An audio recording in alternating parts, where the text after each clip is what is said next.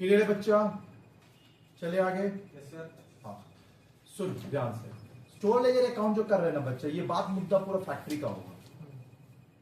ठीक है, फैक्ट्री में क्या क्या होता है पहले डिपार्टमेंट के बारे में जान, क्या क्या डिपार्टमेंट होता है। तो हम लोग बच्चा फैक्ट्री में एक होता है स्टोर डिपार्टमेंट। स्टोर डिपार्टमेंट का काम क्या होता है बच्चा, जो भी प्रोडक्शन में मटेरियल लगेगा, के लिए बच्चा प्रोडक्शन करने में फैक्ट्री में, एक फैक्ट्री में कोई भी गुड्स प्रोड्यूस करते, उस प्रोडक्शन में आपको जो जो मटेरियल लगेगा उस मटेरियल को आप क्या रखेंगे एनी टाइम। क्योंकि अगर मटेरियल शॉर्टेज होगा तो प्रोडक्शन रुक जाएगा, और प्रोडक्शन रुक जाएगा तो लेबर लोग खाली बैठेगा, और बैठा खाली लेबर बैठेगा तो उसको खाली में पेमेंट देके भेजना होगा, तो कंपनी का नुकसान हो जाता है। इसके लिए बोला जाता है बच्चा कि फैक्ट्री में जो स्टोर होता है उसमें एनी टाइम अवेलेबल मटेरियल रखना पड़ता है। हेलो, बात बोल रहे हैं, आपको समझ में आ रहा है क्या हम बोले? कि फैक्ट्री में एक स्टोर होता है जो कि मटेरियल को हमेशा इंटैक्ट करके रखेगा, हाँ रेडी अवेलेबल रखेगा। जब भी रिक्वायरमेंट होगा किसको, प्रोडक्शन डिपार्टमेंट में, क्योंकि जहां प्रोडक्शन होता है गुड्स बच्चा वहां थोड़ी सामान रहेगा, वहां सामान, घर का किचन नहीं है रे बच्चा, किचन में ही सारा सामान रखेंगे। घर का किचन का बात थोड़ी कर रहे हैं हम तो बात कर रहे हैं फैक्ट्री का। तो फैक्ट्री में एक होता है प्रोडक्शन डिपार्टमेंट। प्रोडक्शन डिपार्टमेंट का काम है सिर्फ माल को बनाना। जैसे तू मार्कर बनाता है, इधर देख, अगर मान ले तेरा फैक्ट्री में मार्कर बनता है तो ये मार्कर फैक्ट्री में बच्चा एक होता है प्रोडक्शन डिपार्टमेंट, जहां सब फैक्ट्री में सब अलग अलग डिपार्टमेंट होता है। बड़ा सा फैक्ट्री तो डिपार्टमेंट तो बनाना होगा, और कहीं न कहीं बच्चा हम वो वाला चैप्टर पढ़े थे BSM business studies and management, departmentalisation पढ़ा है ना, सेंट्रलाइज एंड डिसेंट्रलाइज पढ़ाए होंगे। तो बच्चा हर कंपनी में डिपार्टमेंट अलग अलग होता है। क्लियर हुआ? तो प्रोडक्शन डिपार्टमेंट, इधर देख, प्रोडक्शन डिपार्टमेंट एक होता है बच्चा, प्रोडक्शन डिपार्टमेंट का काम होता है सिर्फ और सिर्फ प्रोडक्शन करना, और किसी भी चीज को मैटर नहीं करता। तो प्रोडक्शन डिपार्टमेंट का काम है माल को प्रोड्यूस करना, लेकिन वो प्रोडक्शन करने में जो भी मटेरियल लगेगा वो प्रोडक्शन डिपार्टमेंट का काम नहीं रखना, वो काम होता है स्टोर डिपार्टमेंट का। सबका अपना अपना काम होता है। तो स्टोर डिपार्टमेंट मटेरियल किसको देगा, प्रोडक्शन डिपार्टमेंट को। प्रोडक्शन डिपार्टमेंट को जब हम मटेरियल देंगे बच्चा, इधर देख, तो हम लोग इसको बोलेंगे इशू। क्या बोलेंगे? इशू। इशू कर रहे हैं ना, इशू बोलेंगे, इशूज। क्या बोलेंगे? इशूज। क्लियर बच्चा? हाँ, मटेरियल इशू करे तो इशू बोलेंगे। क्या बोलेंगे? इशू। मटेरियल इशू किए, लेकिन बच्चा इधर देख, मटेरियल इशू किए तो एक बात समझ में आया कि प्रोडक्शन डिपार्टमेंट को हम लोग मटेरियल इशू करेंगे। गया मटेरियल इशू किए, इसके बाद बच्चा स्टोर डिपार्टमेंट में मटेरियल जब इशू करेंगे कभी ना कभी तो खत्म होगा, ऐसा थोड़ी ना कि मटेरियल एनी टाइम रहेगा। तो जब मटेरियल शॉर्टेज हो जाएगा और आपको लग रहा बच्चा, जैसे घर में बच्चा चावल खत्म हो जाता है तो बच्चा कहीं ना कहीं पापा को बोल देते हैं ना कि कल के लिए चावल नहीं आप लेते आइए, कल के लिए आटा नहीं है लेते आइए, कल के लिए दाल नहीं है आप लेते आइएगा, जो भी है बोलते कि नहीं बोलते। उसी तरह एक बात बताना, अगर घर में किचन में कोई भी शॉर्टेज होता है तो मम्मी खुद नहीं खरीदने जाते हैं, वो पापा को बोलते हैं, पापा आपका परचेज डिपार्टमेंट। इसका मतलब फैक्ट्री में सारा कुछ अलग अलग डिपार्टमेंट होता है, सबका अपना अपना काम होता है। प्रोडक्शन डिपार्टमेंट का काम होता है चीजों को बनाना, लेकिन झोला पकड़ के मटेरियल खरीदने जाना नहीं। क्लियर? तो वो जाएगा नहीं, वो किससे लाएगा? स्टोर से। वो खुद से नहीं जाएगा, कहां से लेगा? स्टोर से। स्टोर का भी खुद का काम नहीं खरीदना। स्टोर में जो भी मटेरियल शॉर्टेज होगा ना, वो एक डिपार्टमेंट होता है जिसको बोलते हैं परचेज डिपार्टमेंट। परचेज डिपार्टमेंट को बोलेगा भैया कि जो मटेरियल मेरा शॉर्टेज हुआ है आप उसको खरीदवा के भिजवाओ स्टोर में। सब डिपार्टमेंट अलग अलग होता है। तो अब देख, बीच में अपना काम है स्टोर डिपार्टमेंट का, क्योंकि हम लोग क्या कर रहे हैं स्टोर लेवल, तो अपना काम है store department. Store department material issue करेगा, समझ में आ रहा किसे? स्टोर डिपार्टमेंट मटेरियल इशू करेगा, किसको इशू करेगा? प्रोडक्शन डिपार्टमेंट को। क्या समझ में आ रहा? उसी तरह जब मटेरियल इशू करेंगे, जब शॉर्टेज हो जाएगा तो हम परचेज डिपार्टमेंट को इन्फॉर्म करेंगे बच्चा कि आप मटेरियल मेरे को भिजवाइए। तो फिर वो परचेज डिपार्टमेंट मटेरियल भेजेगा, तुम रिसीव करेगा, तो हो गया रिसीव। तो एक हुआ रिसिप्ट, एक हुआ इशू। Receipt, issue. डिपार्टमेंट तीन जाना था, क्या क्या? Store, production, purchase. क्या तीन डिपार्टमेंट जाना? Store department, production department, purchase department. Store department, production department, purchase department, सबका अपना अपना काम। क्लियर हुआ? लेकिन हमको यहाँ पे कौन सा डिपार्टमेंट में फोकस करना है? Store department. Store department material आएगा तो उसको हम लोग क्या बोलते हैं? रिसिप्ट। पक्का क्या बोलेंगे? रिसिप्ट। मटेरियल आने को रिसिप्ट बोलते हैं। जब मटेरियल भेजेंगे तो क्या बोलेंगे? इशू। कॉलम डिसाइड करें, दो कॉलम हो चुका है। और बच्चा मटेरियल आया, रिसीव किए, इशू किए, तो कुछ ना कुछ सारा तो इशू नहीं कर देंगे ना। जितना मटेरियल आप परचेज डिपार्टमेंट से रिसीव करेंगे, जवाब देना, जितना मटेरियल हम लोग परचेज डिपार्टमेंट, आदित्य कहाँ ध्यान है, इधर देखना चाहिए, जितना मटेरियल आप परचेज डिपार्टमेंट से आप रिसीव करेंगे सारा आप इशू नहीं कर देंगे। जितना आप परचेज डिपार्टमेंट से मटेरियल हाँ इधर देख रिसीव करेंगे वो सारा इशू नहीं कर देंगे, कुछ तो बच भी जाएगा ना, तो उसको बोलेंगे बैलेंस। कितना कॉलम डिसाइड हुआ? 3, receive, issue, balance, receive, issue, balance, 3 column decide हुआ। और एक बच्चा जिसमें सारा कुछ डिटेलिंग करेंगे उसको बोलते हैं पर्टिकुलर्स। क्या कॉलम बोलेंगे? पर्टिकुलर्स। तो 4 कॉलम डिसाइड हुआ, क्या क्या? Receive, issue, balance, particulars.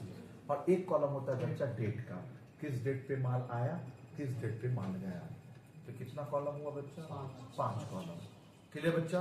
अब 5 कॉलम स्टार्ट करेंगे डेट से। तो पहला होगा डेट, दूसरा होगा पर्टिकुलर, चल सीक्वेंस में चलते हैं।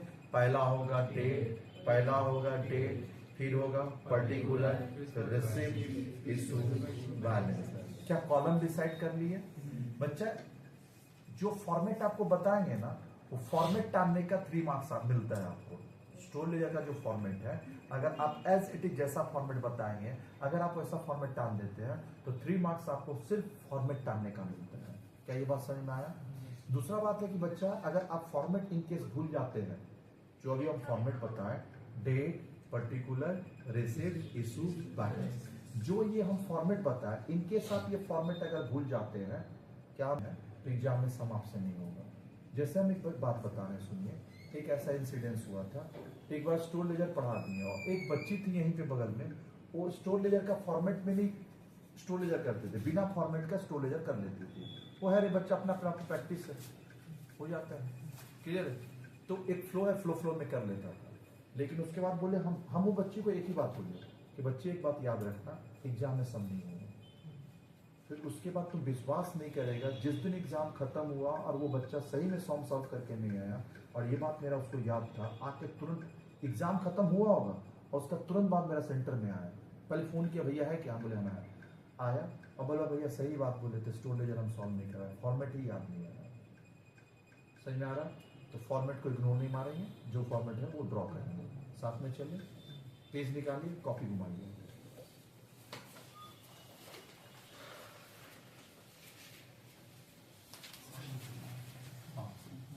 चलिए, फॉर्मेट ऊपर में डबल लाइन टानेंगे, मेरे साथ चलेंगे बच्चा। इसका थोड़ा सा वेट जो है ना वो ज्यादा रखेंगे, थोड़ा सा चौड़ाई ज्यादा रखेंगे। चौड़ाई ज्यादा का मतलब है आप 2 लाइन यूज करेंगे। कितना यूज करेंगे? हाँ, 2 लाइन यूज करेंगे। कॉपी घुमा के लैंडस्केप करना है, पोर्ट्रेट नहीं रखना है। क्या यहां तक समझ में आया? हाँ, चल बच्चा, बात नहीं, क्या ये बात क्लियर हुआ? चलिए आगे देखिए।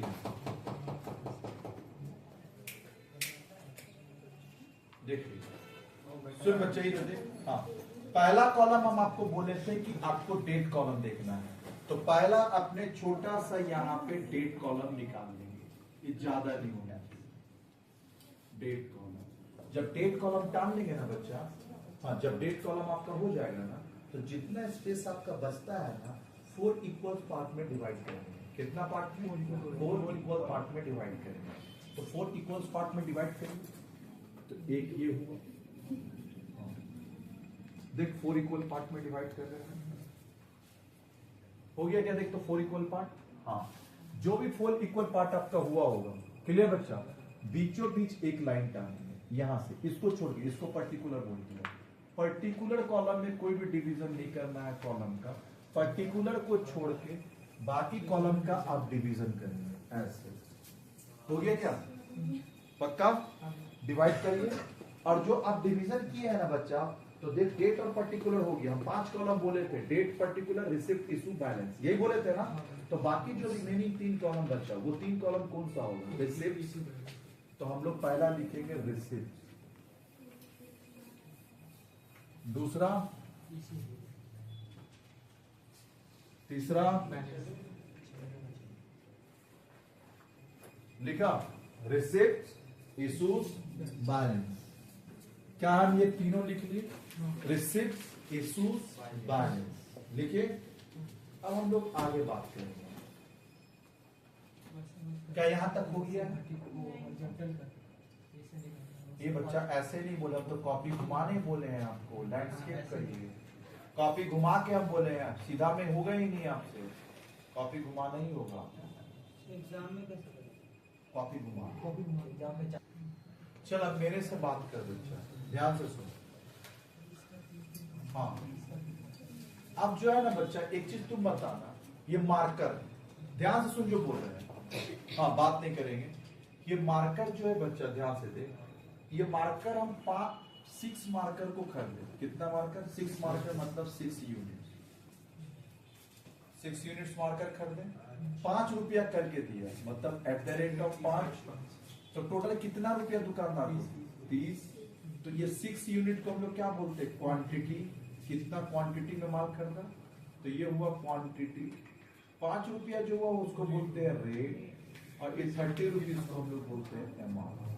तो टोटल में क्या हो गया? देख, क्वांटिटी, रेट, अमाउंट, ये तीनों में होगा बच्चा। तो इसका मतलब रिसिप्ट को हम लोग 3 पार्ट में डिवाइड करेंगे। क्लियर है? पहला कॉलम क्या होगा? क्वांटिटी। अब क्वांटिटी जो है ना बच्चा, वो केजी में भी हो सकता है और यूनिट्स में भी। तो ये आपको सम देखना होगा, केजी है या यूनिट, सम देखना होगा। पक्का? क्वांटिटी के बाद होगा रेट। रेट हमेशा रुपीज में होगा, और अमाउंट भी हमेशा रुपीज में होगा। तो quantity, rate, amount, quantity, rate, amount. उसके बाद बच्चा इशू कॉलम को भी 3 पार्ट में डिवाइड करेंगे। सब 3-3 पार्ट में डिवाइड होगा। 3-3 पार्ट में सब डिवाइड होगा। ये भी 3 पार्ट में डिवाइड होगा, क्वांटिटी, रेट और अमाउंट। तो पहला क्वांटिटी,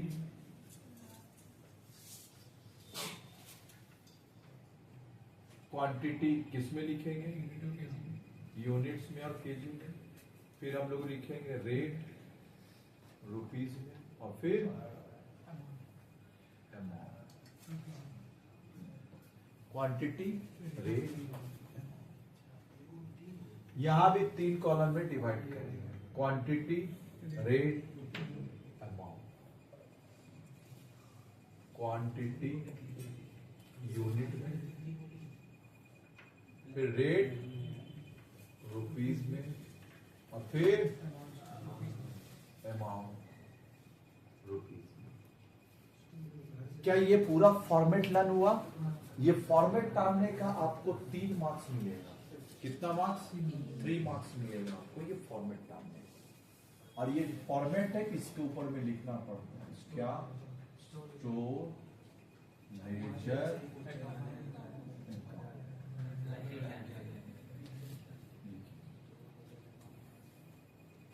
क्या ये फॉर्मेट लर्न हुआ बच्चा? आगे पहले ये फॉर्मेट लिख लीजिए, फिर हम लोग आगे चलेंगे। फॉर्मेट सीखा है, इसमें भी बहुत कुछ सिखाएंगे, तब जाके आप समझ कर पाएंगे। सुन बच्चा, जब हम लोग गुड्स रिसीव करेंगे ना, किससे? परचेज डिपार्टमेंट से। फोकस अपने को स्टोर पे पूरा बीच पे रखना है। जब स्टोर डिपार्टमेंट रिसीव करेगा मटेरियल, किससे रिसीव करेगा? परचेज डिपार्टमेंट से ना बच्चा। तो सामने वाला ना, इधर देख, जब मटेरियल, जैसे बच्चा एक बात बता, इधर देख, सामने वाला जब मटेरियल आपको देगा ना, तो एक पेपर पे साइन करा के ले जाएगा वो। जैसे एक बात बताना, कोई भी हम लोग कुरियर सर्विस अवेल करते हैं बच्चा, जैसे आपका कोई स्पीड पोस्ट में कोई सामान आया है, तो देखता है ना सामने वाला कुछ भी देता है तो आपसे साइन करा, भैया थोड़ा साइन कर दीजिए। इसका मतलब ये सामान आप ही रिसीव किए, जेन्युइन पर्सन आप ही है, तो प्रूफ होता है ना। इसका मतलब वो जब मटेरियल देगा ना, तो सामने वाला एक पेपर पे साइन करा के ले जाएगा। इस बात का प्रूफ होगा कि मटेरियल हम रिसीव किए हैं। क्यों? क्योंकि अगर साइन करा के नहीं लेगा और हम कल को मना कर दिए कि भैया नहीं, हम तो मटेरियल लिए ही नहीं है, तो सामने वाला तो फंस जाएगा ना, पेमेंट से उसका पैसा कट जाएगा ना मटेरियल का। मटेरियल तो लाखों का आता है, पॉकेट से चला जाएगा उसका। तो ये रूल होता है बच्चा कि वो मटेरियल जब हम रिसीव करेंगे ना, तो एक पेपर पे साइन करेंगे। उस पेपर का नाम होता है गुड्स रिसीव नोट नंबर। क्या बोले हम? Goods receive note number. पूरा जुबान बैठा, गुड्स रिसीव नोट नंबर। हम लिखेंगे बाद में, goods receive note number, goods receive note number, goods receive note number. चलिए एक याद करा दिए, गुड्स रिसीव नोट नंबर। कब यूज करेंगे ये नोट नंबर? जब मटेरियल रिसीव करेंगे। जब मटेरियल आप रिसीव करेंगे तो आप लिखेंगे गुड्स रिसीव नोट नंबर। पक्का? चलिए दूसरा सब लिखाएंगे, टेंशन नहीं लेना। उसके बाद मटेरियल जब इशू करेंगे ना तो फैक्ट्री वाला कोई स्टाफ को भेजेगा, जो फैक्ट्री में होगा वो स्टाफ को भेजेगा कि भैया मेरा स्टाफ को मटेरियल दे दीजिएगा। तो ऐसे थोड़ी ना किसी को भी देंगे, वो भी सामने वाला वो स्टाफ जिसको भेजेगा वो एक स्लिप में साइन कर, स्लिप लिख के भेजेगा कि हम आपको रिक्वेस्ट कर रहे हैं, वो रिक्वेस्ट करेगा। फैक्ट्री वाला क्या करेगा? रिक्वेस्ट करेगा कि भैया हम ये 4 आदमी को भेज रहे हैं, थोड़ा सा ये मटेरियल हम आपको रिक्वेस्ट करते, थोड़ा सा भिजवा दीजिएगा। ये रिक्वेस्ट किया वो, तो वो एक स्लिप दिया ना बच्चा, और उस स्लिप पे साइन किसका होगा? वो जो फैक्ट्री होगा ना, वो फैक्ट्री का फॉरमैन का। किसका साइन होगा? Sign by foreman, sign by foreman, foreman का साइन होगा, और उसमें साइन करके दे देंगे। तू मेरे को क्या किया वो बता। रिक्वेस्ट किया है ना, तो उस स्लिप का नाम होगा रिक्विजिशन स्लिप नंबर। क्या बोलेंगे? Requisition slip number. और इसका नाम क्या बोलेंगे? Good receive note number. Goods में नोट नंबर और रिक्विजिशन में स्लिप नंबर। जब गुड्स रिसीव करेंगे तो नोट नंबर, यहां नोट नंबर नहीं होगा, यहां होगा स्लिप नंबर। वो स्लिप दिया है ना, स्लिप नंबर, और वो जो होगा वो नोट नंबर। पक्का? Goods receive note number, requisition slip number, note number slip number. ये दो कब यूज करेंगे? जब आप गुड्स रिसीव करेंगे तो goods receive note number, issue करेंगे तो रिक्विजिशन स्लिप नंबर। क्या ये आपको पूरा याद हुआ? पक्का? क्लियर हुआ? तो ये दो फॉर्म हम लोग यूज करते हैं। कोई दिक्कत? तो बच्चे ये फॉर्मेट सिखा दिए। अब अपना काम है एक सम को लेना। बुक लाइए। चैप्टर 4 निकालेंगे। यूनिट कौन सा है रे? 2। Unit 2 chapter 4। क्लियर है? कितना? 4 पॉइंट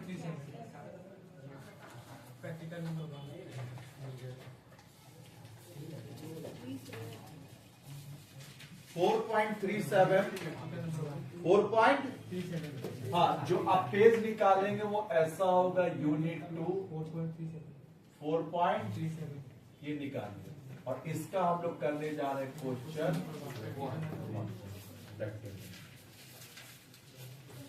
क्लियर है? थोड़ा फास्ट निकालेंगे। निकाले? बुक नहीं खरीदे हैं? कोई भी बच्चा एक फोटो उठा के उस क्वेश्चन का कहां पे डाल दे? ग्रुप में। कोई भी एक बच्चा ऐसा कर। सुन, अब बच्चा हम लोग पहले क्वेश्चन को रीड करना आपको आना चाहिए। क्वेश्चन अगर आपको रीड करना नहीं आता है और क्वेश्चन का अंडरस्टैंडिंग लेवल नहीं बढ़ता है तो आप ये सॉल्व नहीं कर पाएंगे। तो इसके लिए आपका अंडरस्टैंडिंग लेवल क्वेश्चन में हाई होना चाहिए। आप पहला रिसिप्ट ऑफ मटेरियल दिया है ना ऊपर में, तो पहला हम लोग मटेरियल रिसिप्ट किए हैं, और वही नीचे में कहीं लुढ़क के नीचे साइड में देखिए इशू दिखेगा। दिखा? इशू। रिसिप्ट मतलब मटेरियल रिसीव करना, इशू करना मतलब मटेरियल इशू करना। रिसिप्ट कहां से किए हैं? Purchase department. इशू किसको किए हैं? Production department. अब इस दोनों में ना बच्चा पहले हमसे थोड़ा सा गुफ्तगू करेंगे, मतलब बातें करेंगे। पहले 1 तारीख को रिसिप्ट है, और 1 तारीख को रिसिप्ट के बाद दूसरा रिसिप्ट है 7 तारीख को। लेकिन बच्चा नीचे में देखिए, बच्चा 5 को इशू है, तो 1 के बाद 7 आएगा कि 5 आएगा? Chronological manner. क्रोनोलॉजिकल मैनर का मतलब होता है डेट वाइज। डेट। तो पहले हम लोग 1 तारीख, फिर हम लोग 5 तारीख, और फिर 7 तारीख, और 7 के बाद कौन सा है? 15 नीचे। तो बाद में देखेंगे इतना पता चला कि हम लोग को डेट वाइज चलना है। क्लियर हुआ? तो हम लोग सब स्टार्ट करते हैं 1 तारीख से, चल, जो कि 1 तारीख को चालू करेंगे। ऐसा नहीं, आज ही चालू। चल लिखिए 1 जनवरी, ऊपर में लिख देंगे 2023, और नीचे लिखेंगे 1 जनवरी। जिसका पुराना बुक होगा वो 22 भी हो सकता है, 21 भी हो सकता है, 23 भी हो सकता है, 18 भी हो सकता है, 17 भी हो सकता है, 16 भी हो सकता है। उस मुद्दे पे नहीं जाएंगे। 23 से 22 से 24 से जो है वो लिखिए। कृपया अपना मुद्दा है फर्स्ट जनवरी लिखिए। और मटेरियल हम लोग रिसीव किए हैं, ये बच्चे ये बुक यहाँ मटेरियल रिसीव किए फर्स्ट जनवरी को। रिसीव करने को हम लोग बोलते हैं गुड रिसीव।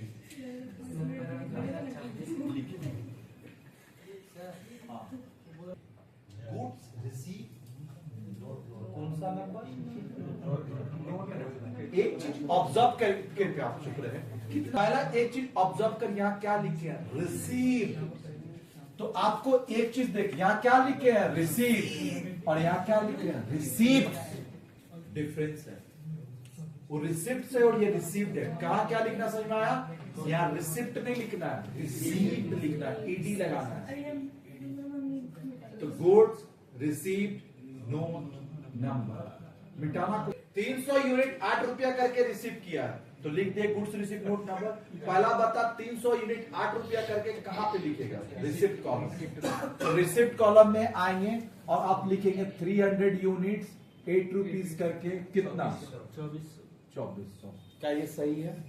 हाँ, 308 रुपया करके 2400। अब बताना बच्चा, किसी को तो इशू नहीं किया ना इसमें से, इसका मतलब इतना मटेरियल अभी भी आपका स्टोर में है। अगर ये स्टोर में है मतलब वो बैलेंस है मतलब बैलेंस है। तो बैलेंस में जाके सेम चीज को लिखेंगे 300 यूनिट 8 रुपया करके 2400 ब्रैकेट लगा हो गया। हाँ एकदम सही है, कुछ नहीं कटवाऊंगा, पक्का वादा ना। 1 तारीख के बाद क्या है देख तो, 1 के बाद यहाँ पे तो 7 है, लेकिन नीचे देखेगा तो 5 है, और 5 इशू में है। तो 5 को हम लोग क्या बोलते हैं? Requisition slip number. लिखिए 5 जनवरी रिक्विजिशन स्लिप नंबर। अब रिक्विजिशन स्लिप नंबर जो है ये तो इशू है। रिक्विजिशन स्लिप नंबर क्या है? इशू है। तो इसको तुमको कहां दिखाना चाहिए? Issue column. तो इशू कितना किए हैं बच्चा? 140। तो 140 यहां लिख देंगे।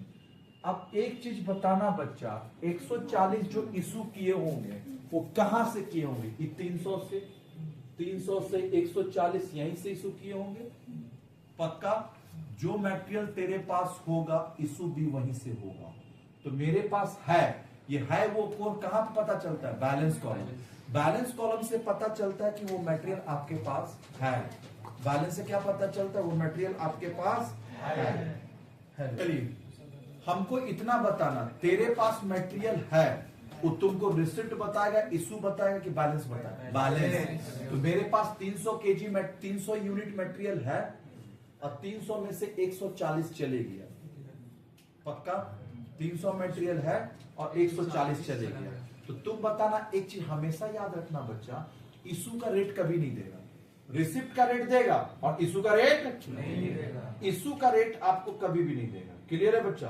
तो इशू का रेट आप कहां से निकालेंगे?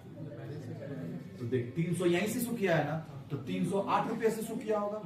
तो 140, 300 जो 140 इशू किया ना बच्चा, वो तो 8 से इशू हुआ होगा। मल्टीप्लाई करके बता, ये क्या होता है? 1120। इसको ब्रैकेट लगा दे।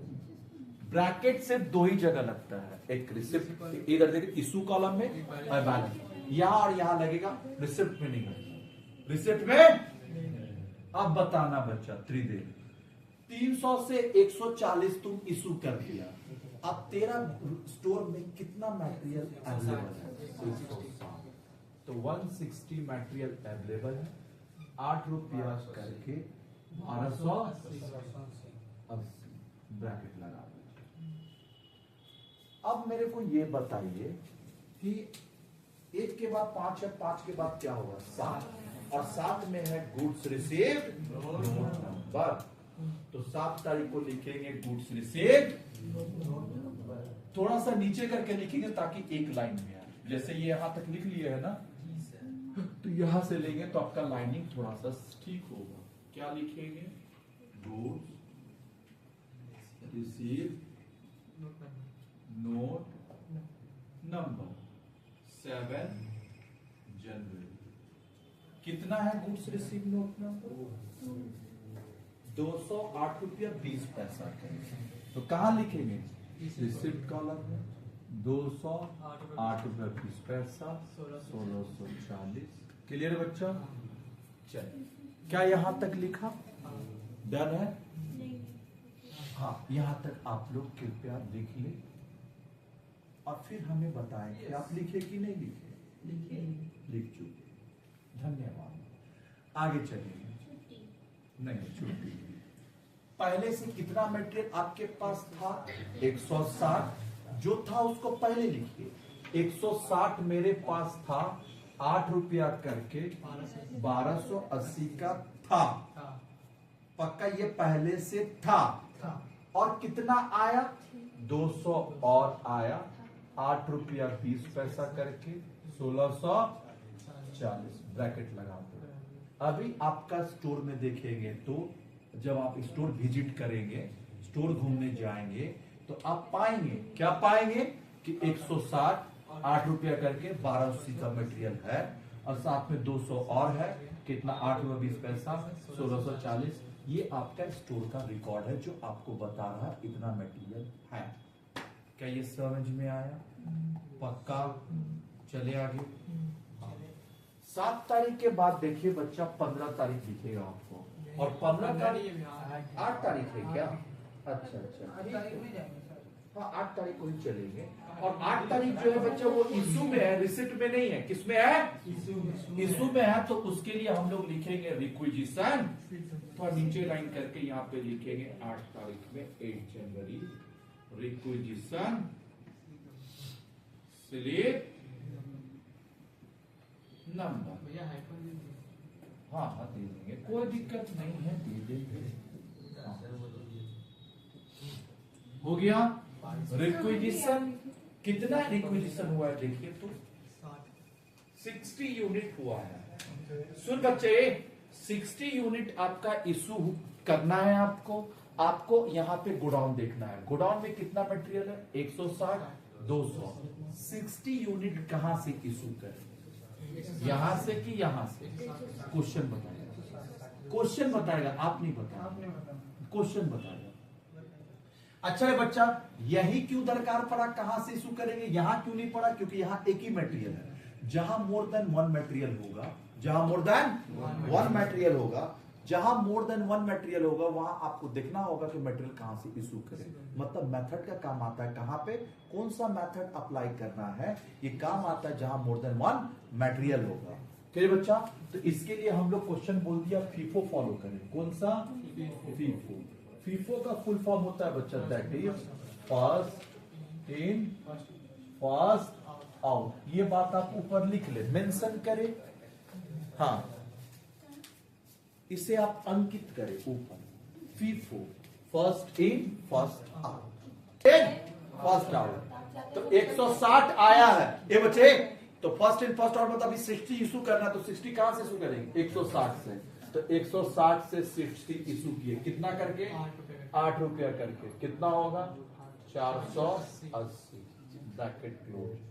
अब 60 से ये बच्चे बात नहीं करता है 160 से 60 अगर इशू कर देंगे तो आपके पास कितना बचा 100 है क्लियर बच्चा हाँ 5 कुड़िए हाँ 100 यूनिट बचा 160 में से अगर आपका 60 चला जाता है तो आपके पास जो यूनिट बचता है वो है 100 यूनिट कितना है बच्चा 100 तो 100 यूनिट यहां से आपका बच गया तो उसको आप लिखिए 100 कितना करके कितना होगा 800 तो यहां से 800 और ये 200 तो पूरा है इसमें तो छुए भी नहीं है तो 200 पूरा 8 रुपया 20 पैसा 1640 कृपया कॉपी करें आज का क्लास हम यहीं पे स्थगित करते हैं।